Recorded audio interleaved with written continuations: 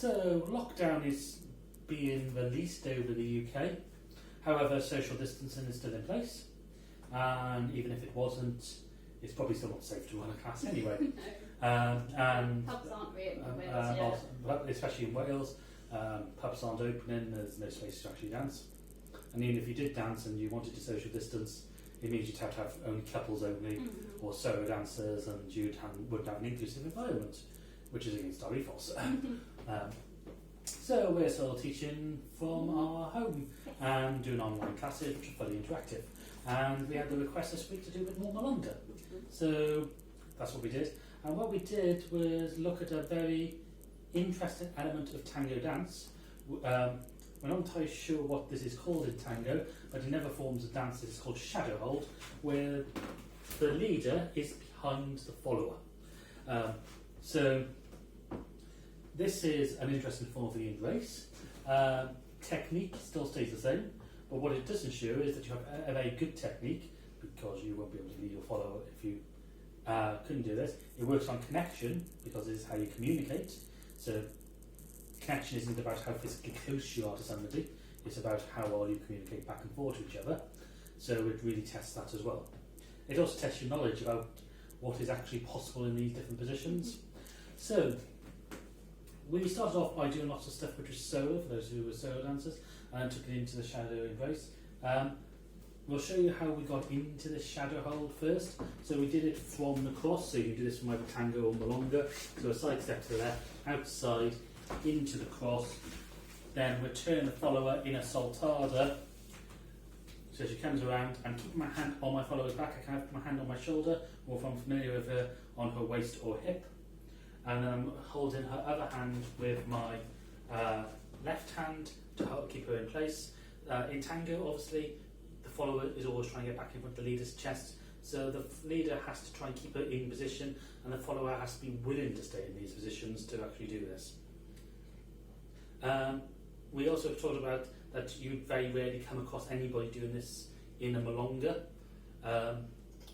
However, good dancers would be able to cope with this, and we don't mean good dancers as in good tango dancers, we mean good overall dancers. You might be a very good tango dancer and not be able to do this. You may be a rubbish tango dancer but a very good dancer and be able to cope with this absolutely fine. So that's something to bear in mind. So what we are doing from this position is I've got contact with my chest on the follower's shoulder. I could come further behind if I wanted to, but this seems to be a great idea. The follower can look at me if she wishes. Or at least incline my head that way. And when we move in this system of walking, we're in a 4-track system, so it's similar to the Americano style, or promenade style positions.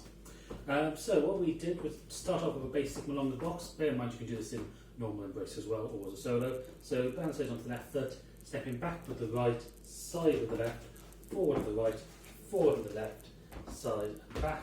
If we're doing this in normal embrace, it would look like this. So back, side, outside, in line, together, change of weight. When we're in this shadow embrace, we have to really focus on quality of movement, so we have to make sure the follower is definitely coming with us, so we are communicating back and forth. We can do this by just marching on the spot to try and get in sync with each other, if you don't want to just do a normal balanceo. Also marching on the spot for Milonga at least gets you get into the rhythm. We are making sure we're definitely taking the steps, and when we're doing change of weights, again we're definitely leading this. This might give us a little bit of sway to our dancing. So the first variation we looked at was just added in rock steps on either foot, which we can do forward or back. So this is the same as when we did our normal long class.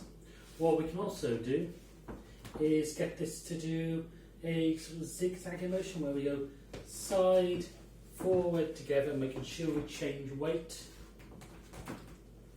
back, side, forward, together, change the weight. So we can progress sideways along the room, and Milonga can progress sideways along the room because it has its origins in Shenyenge, which are still apparent when you dance it in this sort of style of being grounded and moving sideways around the floor. We then looked at adding a little belay into this and taking it into a series of back crosses. So, from our side step and our forward step, if we sink into the floor to try and give ourselves a bit of momentum when we come up, we can come into a belay. So, we should have foot pointed, our arc in the foot, we go back from this, back on the right, change of weight, and then we're ready to go again. So you can do as many of these as we like. We're not trying to kick the foot too high, it should be comfortable. Also, it's Milonga, so you won't have you might not have a huge amount of time to do very high kick. The good thing about this position is where if I let my chest follow my own foot, so if I want to go myself into my own back cross, my chest is moving in the same way I want my follower's foot to move, so she should be able to feel it. And because my arms make contact, same with normal tango, our arms shouldn't be moving independently of our torso, unless you want to style it, or really emphasise something or provide a position where you need to have more support. Therefore, I can use this motion to send my follower into a back cross. So if we've got our kick, so we kind of like put myself into the cross, we can put ourselves into the cross position, and because my chest is now following my feet, and my follower's foot is following my chest, and we're in this, we're basically doing the same thing as each other, she will follow me into this. There might be a bit of lag, it's going to be difficult to do it at full speed, but it's fun to try and do and experiment with. So we didn't teach this in the class, but we gave examples of these to allow you to experiment. So we did this motion where we step forward with the right, side of the left, change of weight, then as a leader we're stepping behind the follower and doing the same on the other side. So we have a motion that looks like this. Many people use this as a warm-up in tango. Also, we looked at like a grapevine style motion. So from the side step to the left, we can step across like we normally do. It's taking the side step and then pivoting back. So I'm now on the other side of my follower, so I'm on her right side, step back, and we can do this along the floor as well. So we've got all these different options we can try with Milonga. We can play around with rhythms of it. It's fun to do anyway. It adds more variety to your dancing, and it also allows you more viewing points, so you can add samba elements to these and other even blues elements as well. So it's a useful skill to have, and any tango dancer should probably have a go doing it just to add to their repertoire and their abilities. Anyway, thank you for watching. Stay safe, keep those around you safe, and remember you can always join us online if you want to make sure everybody's safe and you're practicing and looking after yourself in your own home. Please subscribe and like this video. Thank you for watching this Urban Tango Nights recap. If you like these videos, please subscribe to our channel by clicking the logo.